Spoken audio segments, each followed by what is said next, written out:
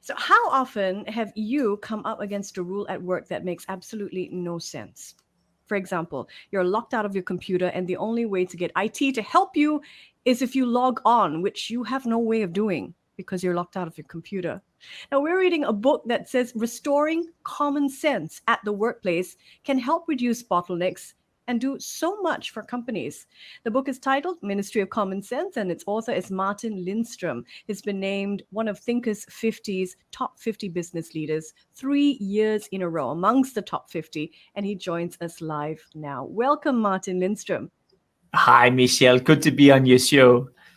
Great to have you with us. Now, you say that a company's inner environment correlates with what consumers grapple with. How so? Well, what happens is that companies increasingly are obsessed with their own bureaucracy. They kind of drink of their own Kool-Aid, which slowly is making them drift away from what consumers want and perhaps even what staff wants. I'll give you an example. This is crazy. So I was working for one of the larger banks in the world, and I met up with the head of compliance. Now, she was at the 18th floor. So I took the elevator up there.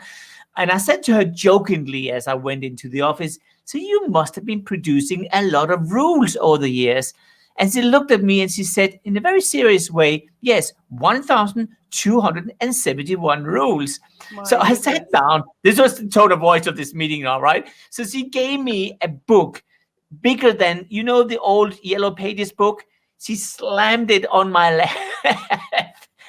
And I was flicking through everything. And then I landed at a rule while she was talking.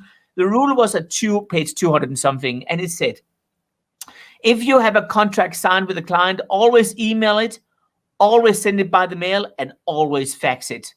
And I said to her, do you have a fax machine? She said, no, I don't have a fax machine. We don't have that anymore. I said, why do you put it in as a rule? She said, I'm not killing my own rules. I'm only producing rules.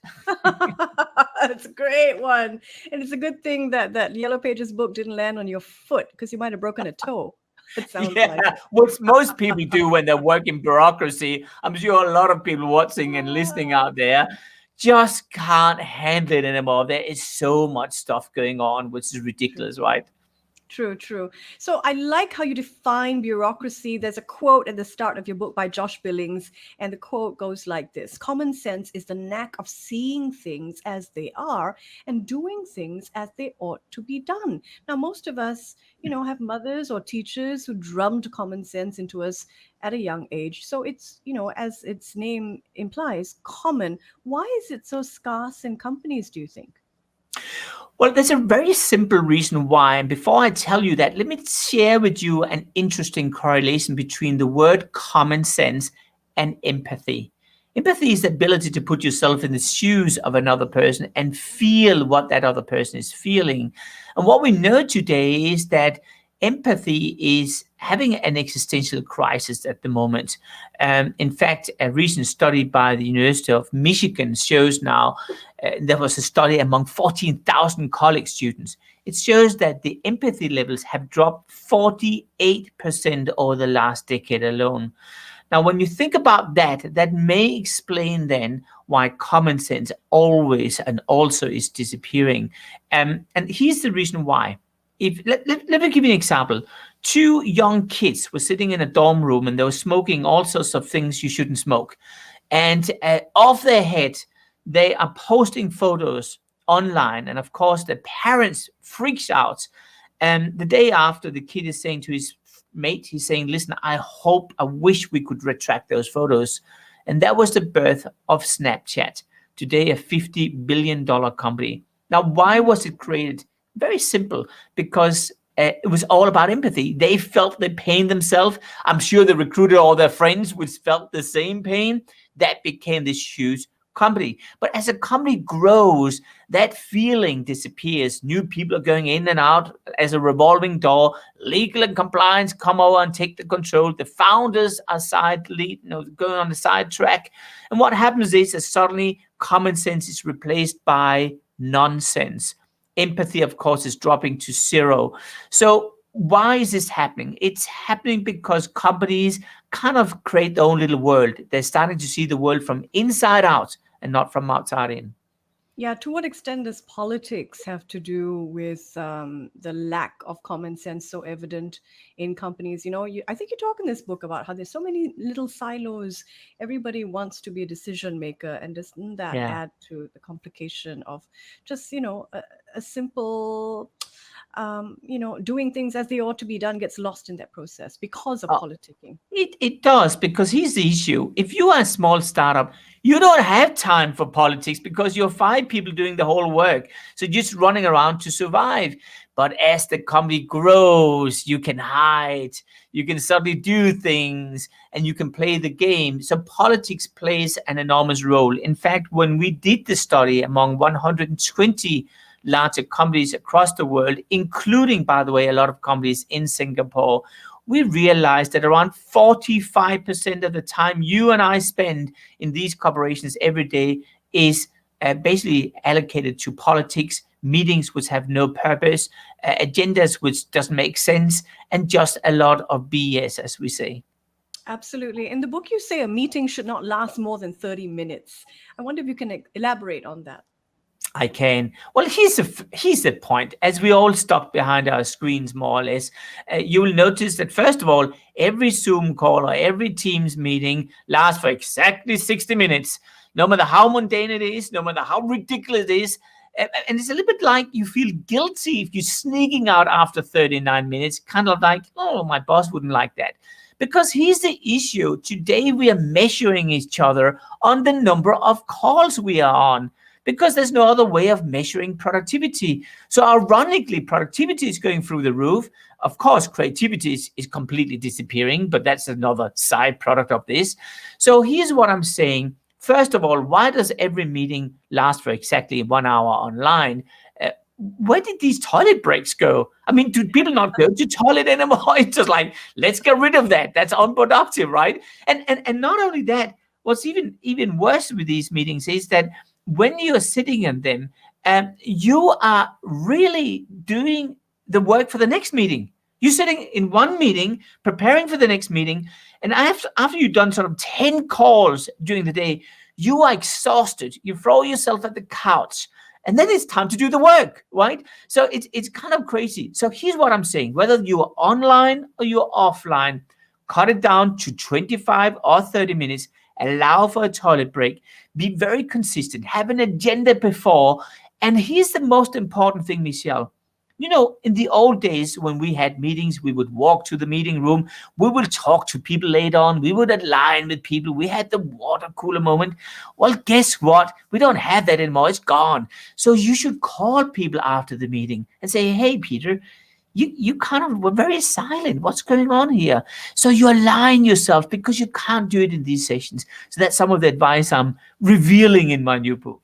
That's fantastic. That's the first time somebody said after a meeting, here's what you do to preserve relationships at the workplace. Just terrific. Yeah. To what extent is the lack of creative thinking that an organizational culture allows for part of the problem? Well, it's horrible what's happening right now, Michelle, because here's the issue. Think about it. Actually, I'll tell you a story. So I decided not to have a phone 4 years ago. I do not have a phone. Okay, I'm not kidding. This is true. Okay, so here's what happens. I realized three things by not having a phone. One is, when you have a phone, you don't meet people anymore. Think about it. You're standing in a bar, you're waiting for someone, and as soon as the person is late, you grab your phone, you do anything with the phone so you don't look like a loser, right? The second thing is, you don't see things anymore because everything is through a lens. But here comes the point. The third thing is, you never get bored anymore. And boredom is the foundation for creativity. Is that pause we have in life, allowing us to combine dots in a new way, to combine two ordinary ideas in a new creative way. We don't have time for that. And as we increasingly in the corporate environment either are sitting behind a screen, we are in a reactive mood.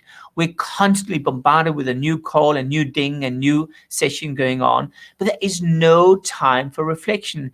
And if you are spoon-fed with instructions all the time, and I one day say to you, Michelle, hey, now it's time for you to be creative. Well, you're so used to being reactive and just trying to survive that the only thing you can say is, Well, I just want to have another meeting. That's what we sort of been trying to say, right? So what I'm saying here is that we need to have pauses. And one of the things I just introduced for one of our clients in the United States is I said to them, Teams and Zoom calls are banned until 1 p.m. in the afternoon. And that's designed to allow people to think. Here's the issue. We as human beings are not designed just to be reactive and just to parade orders. We're also designed to contribute with new ideas, new thinking, new reflections, and creativity is in an existential crisis along with empathy at the moment. I've heard you say in an interview that screen-based technology is killing creativity. Something about the linearity of Yeah. facing a screen and coming up with ideas on a screen. I wonder if you can share more.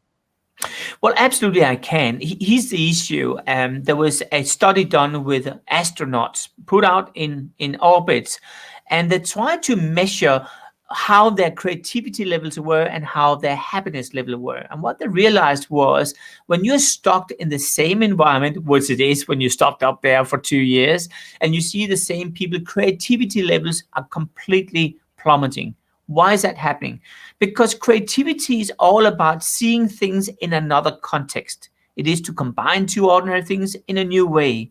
Well, if you're stuck in your bedroom all the time or in your same office, you do not get that sort of inspiration. The second thing with creativity is you're inspired by talking with other people because they see the world from a different point of view. Remember, we talked about empathy. Well, empathy is falling, and with that is the exposure, of course, with us meeting other people. So that's a second factor. And the third factor is we don't have a pause because we are constantly spoon fed with a linear piece of content. It's first when I break this whole game, it forces me to change behavior. And you've seen it yourself. I mean, when COVID-19 back in the days arrived, what happened was we were all forced to change our behavior. And did it hurt first? It was horrible, but we started to get used to it, and now we're kind of used to it. And I think the issue here is that when you have creativity going on, it forces you to think differently. Now, that behavioral change we are not exposed for anymore. And that means that right now, when I talk to creative geniuses around the world, artists, art directors, musicians, they all tell me one thing: I have a problem. And actually, all of them, almost all of them, are seeing a psychologist at the moment because they're losing their sense of creativity. So this is, ironic. It's scary, and it's very concerning at the same time. If you've just joined us on Money FM's 89.3, I'm speaking with Martin Lindstorm. He's the author of The Ministry of Common Sense. Now, I noticed in this book, Martin, that you are so funny. I mean, your anecdotes are hilarious. It was including humor something that you do intentionally, or was it just a reflection of the way you are? Michelle, let me just tell you a story. So here I am sitting on a plane heading for Zurich, Switzerland, right? And on the plane, you have this announcement. Welcome on board on this Swiss International Airlines heading for Zurich. I regret to inform you that all cabin service has been completely suspended on the entire flight. And also, you're not allowed to use the lavatories in the front of the plane anymore because they're exclusively reserved for the cabin crew only. So here I am standing in the row, and I had to walk down 32 rows, standing almost like in a line as in security, while I breathe in this beautiful, freshly brewed smell of toilet with a faint aroma of COVID-19. And then as I take a seat, I sit there with a new type of entertainment. Now, I know the Singapore Airlines are one of the most sophisticated ones in online entertainment, but I have a new version of that. In the old days, the more premature one was called a landing form, which you can fiddle out, and it will take quite some time. The new version, very advanced version, is called a contact tracing form. It's wonderful. You fill out questions like this one here. Have you been in close proximity with anyone you don't know over the last 12 hours? And the only thing you just have to do is to look to your right and get her phone number and her name, right? And put it on the paper, of course, right? A second question, which is even worse, which is, have you touched anything anyone else have touched over the last 12 hours? Look, just hold your horse here, Michelle. Remember, we don't have a pen anymore because we have iPhones and whatever. So a brilliant passenger at row 1 borrows a pen from the cabin crew, and this pen is now walking down the entire plane, 111 passengers, arrives in my hand, where I have to answer the question, have you touched anything anyone else have touched? And my answer is yes. What I'm trying to say to you is the world is absolutely ridiculous, and the only thing we can do is to laugh about it. So I decided to use humor as the weapon to see the irony and cringe while we're laughing, because it's the only way we can get through all this mess we're in right now. Yeah, it's the only way to cope with the absurdity. I totally get your point of view. Now, in this book, you include for leaders a 5-step guide to ridding a company of bureaucracy. What is step 1? Step 1 is very simple. It's based on an experiment done with chickens. They're put into a cage and stuck there for half a year. And one day they're let out on the beautiful green grass, and the sun was shining and the birds were singing and the chickens went straight out. And guess what? After 30 seconds, they turn around and went straight back in again. And I call that the chicken cage syndrome. And it really is the fear of the unknown. So one of the things I've learned through this process is that when you want to change stupidities in an organization, you can't just come up with this huge project. We want to do it over 2 years, because here's what I learned from the chicken experiment. If you want to get the chickens out of the cage, imagine this. You're seeing 4 chicken cages from the very top. They're surrounded by a square, and now you place a corn. Now, if you want to get the chickens out, where would you place the corn? Most people will say in the center on the square, but that's wrong, because chicken 1 will say, whoa, gee, that's far away. My KPIs are not aligned with that. And by the way, what if I walk up there in this unknown thing and my manager is fired? I'll look like an idiot. So chicken 1 will look at chicken 2, and chicken 2 will look at chicken 3, and look at me, look at you, look at me, look at you. It's not going to be very good. So here's what we've learned. We learned is place the corn straight outside the cage.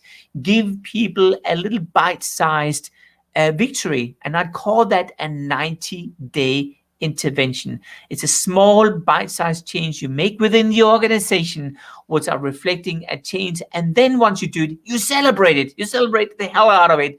And as you do that, what happens is that the other chickens will look at you and say, my gosh, I want to have that corn as well. And if I take my metaphor and translate that to actions, it's very simple. One is you have to ensure, first of all, that you find out the friction you have at your floor in your department, and you team up with your colleagues. You take photos of things, and then you say, this is the one we all hate, and that's the one we want to repair. You give yourself 90 days to repair it. You do it under the radar. You don't tell anyone about it. You fix the problem. You map it down. You map down the success of it, and then you celebrate it. Then you package this idea up and you say to manager, hey, it really worked. Should we do another one and another one? And each of them are 90 days. And what happens is slowly you get the chickens out of the cage and you do a culture transformation. You cannot place the corn in the center of the square because it's too big. And unfortunately, you will know that common sense is not that common. So even though you and I think it's logic, you have to train people to get out of their mindset, right? What do you do if you're in an organizational culture that is, ferociously against change, not just for itself, but, depending on who is fielding that change? So a very top-down culture doesn't like change floating up. Who does she think she is to say that we are wrong on this, that? What do you do then? Well, step 1 would be to use the power of empathy. Remember, empathy is the feeling you have when you see the world from another point of view. One example of that is a large pharma company which reached out to me and they said, hey, we would like to get closer to our patients. So I said, wonderful. Let's go into the patients' homes. Now, they are one of the largest respiratory disease products in the world. So we end up in a home of a 28-year-old lady which have had asthma her entire life. And I say to her, how did it feel like to have asthma as a child? And she starts to cry. And she explains how she was teased in school. She had no friends. She was never invited to the parties. It really was very horrible. And then I say to her, listen, it looks like you have quite a lot of self-confidence today. What has changed? And says, I'll tell you the secret. And she pulls out her handbag. And out of the handbag, she has a straw. She said, this is my secret. I said, what do you mean? was that I always give it to new friends, new colleagues, and I ask them to hold themselves for the nose and breathe through the straw. And immediately they feel how I feel as an asthma patient. And she said, that has been my magic. So what I did was I did exactly the same exercise with senior management. I had them breathe through a straw at a room which was dark. And after 30 seconds, one executive, he spit out the straw. He said, this is ridiculous. No one can live like this. And I looked him in the eyes and I said, except for one thing, this is how your patients feel every minute of their entire life. And they're the one paying your salary. And if you could hear a penny drop on the floor, you would heard it. Today, they employ people differently. They train people differently. They invent things differently. And what I'm saying with this story is very simple. That if you can make your organization feel the way your customers or consumers feel, suddenly people quite often will realize, my gosh, this is not right. So my advice to you is to start embedding the consumer mindset inside your organization. And do you know what? If you have the courage, you can go even further. That's what I did with Standard Chartered Bank, which you know very well in Singapore.